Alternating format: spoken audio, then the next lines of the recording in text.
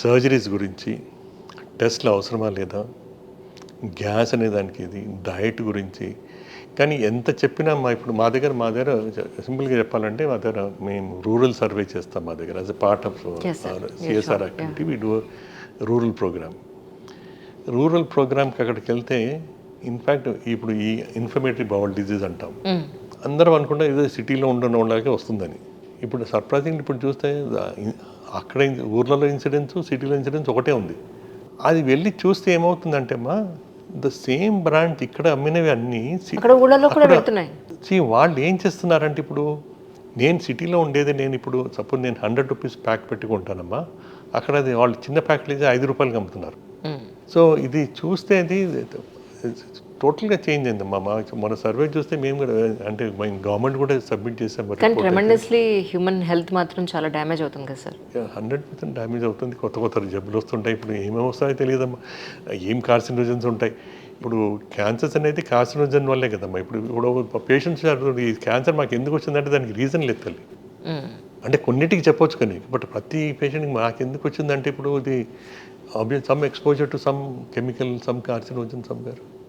So దానితోడు actually మా ఇన్స్టిట్యూట్లో బెస్ట్ ఏంటంటే ఇంకోటి రిసర్చ్ వింగ్ ఒకటి ఉంది మా దగ్గర. మీరు చూసే ఉంటారు. అంటే క్లినికల్ సైడ్ చేస్తుంది ఒకటేమా, రిసర్చ్ సైట్ ఒకటి మాది. అంటే దిస్ ద ఓన్లీ ఇన్స్టిట్యూట్ మాకు where full fledged PhDs 20 PhDs are working with us.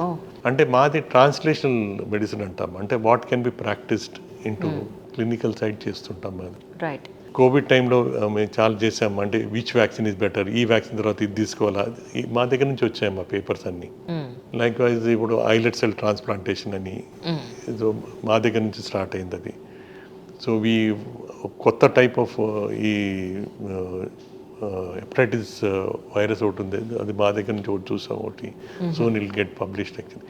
So ఈ డాక్టర్స్కి అనేదమ్మా ఇప్పుడు in addition to clinical practice వాళ్ళకు ఒక క్యూరియాసిటీ అనేది ఉండాలమ్మా. అంటే రాగానే ఆపరేషన్ చేశాను అనేది కాకుండా వై హౌ అనేది ఒక క్వశ్చన్ రావాలి. ఈ వై హౌ అనే క్వశ్చన్ వచ్చేటప్పుడమ్మా దెన్ ఈ బేసిక్ సైంటిస్ట్తో ఇంటరాక్ట్ అవుతుంటామమ్మా. మనం అడిగిన దానికి then try to find solutions. ఇప్పుడు మా దగ్గర ఇప్పుడు సేమ్ థింగ్ ఇప్పుడు మీకు చెప్పినప్పుడు ఈ కరోజివ్ ఇంజెక్షన్ వల్ల వచ్చిన వాళ్ళకమ్మా ఇప్పుడైతే మేము ఇంటెస్టైన్ తీసుకొని బైపాస్ చేస్తాం. మా దగ్గర ఇప్పుడు ల్యాబ్లో we trying to grow food pipe in the animal right now. And we have succeeded in growing a centimeter of food pipe in the research center కూడా ఉంది. We have a research center. That's nice sir actually. ఎందుకంటే నేను as a journalist నేను most of the times నేను feel అయ్యేది ఏంటంటే మన ఇండియాలో రీసెర్చ్ అండ్ డెవలప్మెంట్ అనేది చాలా లెస్ ఉంది. Research centre then we have research center, we have grown small food pipe in the animal model. So take some time. Clinical వాల్యూకి రావాలంటే టైం పడుతుంది, but it definitely come up. And మా దగ్గర lot of things are happening in the research. మా దగ్గర ఏంటంటే ఇప్పుడు every clinician he's got some interest beyond the natural things. Somebody interest in research, somebody in robotics, somebody in.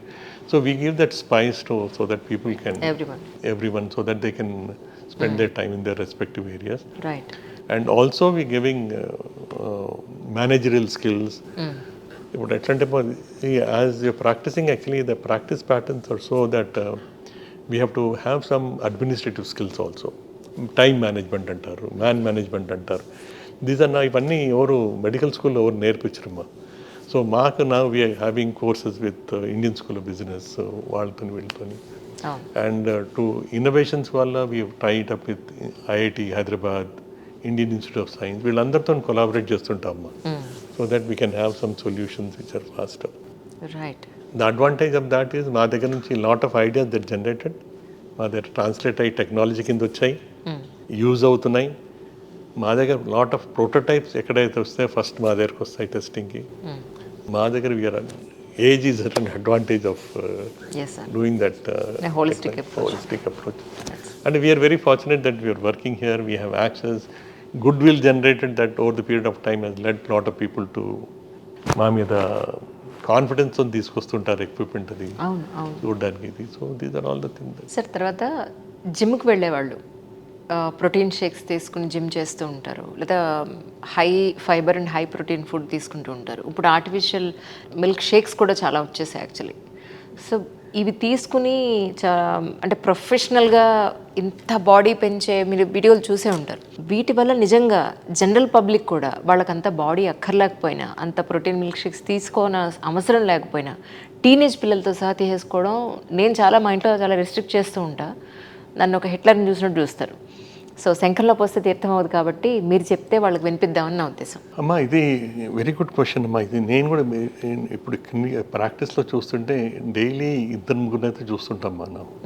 వీళ్ళు the moment వీళ్ళకి ఇప్పుడు వాళ్ళ ట్రైనర్ దగ్గరికి వెళ్ళినప్పుడు వీళ్ళు టార్గెట్ ఇస్తారు వాళ్ళకి, నాకు 6 ప్యాక్ కావాలని చెప్తే ఇంక వాడు ఏం చేస్తారు, వాళ్ళు ఆపరేసి వాడు డైట్ ఇచ్చేస్తాడు. It's predominantly protein diet, fibre ఉండదమ్మా దాంట్లో. వాళ్ళ ఒపీనియన్లో ఫైబర్ అంటే బనానాస్, దట్ ఈస్ రాంగ్. వాడు ట్రైనర్ ఒపీనియన్ ప్రకారం ఫైబర్ అంటే బనానాస్, ప్రోటీన్ అంటే ఎగ్ వైట్ అండ్ చికెన్.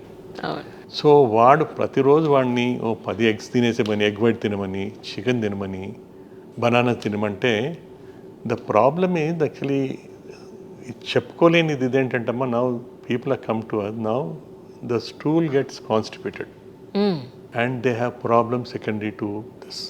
ఒకసారి కాన్స్టిపేషన్ వచ్చిందంటే the entire system goes haywire మా. Actually I'll say ours is a bowel conscious nation, India. అవును. Unless and until we move the bowel, you don't feel comfortable. Correct. You don't move, the whole day you're irritable. And because of this, the piles, the fissures, the fistulas is because of constipation. And this is because of ఈ younger generation, ఈ high protein మొత్తం digest అయిపోతుందమ్మా. Fibre తింటే కానీ మన bowl move కాదు. Correct. నేను వాళ్ళకి చెప్తాను, మీరు ప్రోటీన్ తినొద్దని అనట్లేదు, బట్ వాడికి టార్గెట్ ఇచ్చిందంటే బ్యాలెన్స్ ఉండాలి. వాడికి టార్గెట్ ఇచ్చి నాకు 6 ప్యాక్ కావాలంటే వాడు heal tell you the thing. And unfortunately ఇవి సోషల్ ఇష్యూస్, ఎవరు చెప్పుకోలేరు, వాడికి పోయి చెప్పలేరు కదా నాకు ఈ ప్రాబ్లం ఉంది. Correct. So this is what is happening మా. సో ఐ ఫీల్ ఫైబర్ తీసుకోవాలమ్మా, ఫైబర్ బ్యాలెన్స్ చేసి తీసుకోవాలి. మరీ ప్యూర్గా ప్రోటీన్ తినేసి ఏదో తినగాని ఆ మెడిసిన్ తీసేసుకొని మజిల్ బిల్డప్ చేసినందువల్ల అది ఉపయోగం ఉండదు. అది దట్ ఈస్ ఓన్లీ ట్రాన్సియంట్ అమ్మా. దాన్ని మెయింటైన్ చేయాలంటే, అంటే కొన్ని ప్రొఫెషన్స్లో ఉన్నవాళ్ళు అది మెయింటైన్ చేస్తారు. అది కూడా మీరు చూసే ఉంటారు, కొన్ని రోజుల వరకు మెయింటైన్ చేయగలుగుతారమ్మా. అది ఎల్లకాలం మెయింటైన్ చేయాలంటే వీలు పడదు అది. దాని తర్వాత దానివల్ల వచ్చే కాంప్లికేషన్ చాలా ఉంటాయమ్మా. సో ఫ్రెష్ ఫ్రూట్స్ తినడం బెటర్, లాట్ ఆఫ్ వెజిటబుల్స్ తీసుకోవడం better. I think these are best. Actually fast foods as far మొత్తం అవాయిడ్ చేయడం better. Actually that is fair amount of curd డైట్లో తీసుకోవడం better. Grandmothers, grandfather చెప్పినట్టు pickle తీసుకోవాలి, that's a good carminative. So these are all, అంటే దానికి science ఉందమ్మా. Slowly ఇప్పుడు నేను చద్దన్నం తిన్నట్టు కొన్ని రోజుల తర్వాత అది కూడా చెప్తారమ్మా. అప్పుడు వెస్ట్ రోడ్లో చెప్తారు. అప్పుడు ఏమన్నారంటే పచ్చళ్ళు ఉప్పు నిలవ ఉంటుంది కాబట్టి ఆవకాయలు యాంటీ ఆక్సిడెంట్ అమ్మా, antioxidant and it's a carminative. Yeah, it's antioxidant, full of antioxidant. అది ఇప్పుడు అదే చెప్తున్నాను కదా, ఎవరో చెప్తే ఇప్పుడు చద్దన్నం తిన్నట్టు కొన్ని రోజుల తర్వాత అది కూడా తింటాం, పిక్కలు తింటారు. కొన్ని రోజుల తర్వాత తింటారు. అది మనం చెప్తే వినరు, అది తింటారు. వచ్చినప్పుడు తింటారు. అది వాళ్ళ గ్రూప్లో ఎవరు చెప్పాలి పిల్లలకి పిక్కలు తింటే బెటర్ అంటే ఒకటి తినేస్తారు అందరూ ఒకటే. అప్పుడు ఇక స్టోర్లలో కూడా అన్ని పిక్కలు బయటకు వచ్చేస్తాయి. So that is how it is going to be. Alcohol, A alcohol తీసుకున్న వాళ్ళైనా సరే సంవత్సరానికో 2 ఏళ్ళకో ఒకసారి నామినల్గా ప్యాకేజ్లో బ్లడ్ టెస్టులు చేయించేసి నా లివర్ చాలా బాగుంది, కిడ్నీ చాలా బాగుంది, నేను ఎంత తాగినా పర్లేదు అనుకునే వాళ్ళని నేను చాలామందిని చూశాను. బట్ నిజానికి ఆ టెస్ట్లు డెప్త్గా ఏం జరుగుతుందని తెలియదు, ఇంకొంచెం డీటెయిల్డ్గా వెళ్ళాల్సిన అవసరం ఉంది అనేది నేను విన్నాను sir. What you say sir? అమ్మ ఇది ఈ బ్రాడ్లీ ఇప్పుడు దీస్ చెకప్స్ అనేవి ఇట్ ఈస్ బికమ్ ఎ ఫ్యాడ్ అమ్మా. అంటే ఇప్పుడు అంటే బేసికలీ ఇప్పుడు ఏంటంటే ఎంప్లాయ్మెంట్ కావాలన్నా వాళ్ళు ఫిట్నెస్ కావాలంటారు, ఇన్సూరెన్స్ కావాలన్నా వాళ్ళు ఏదో బ్లడ్ టెస్ట్ కావాలంటారు,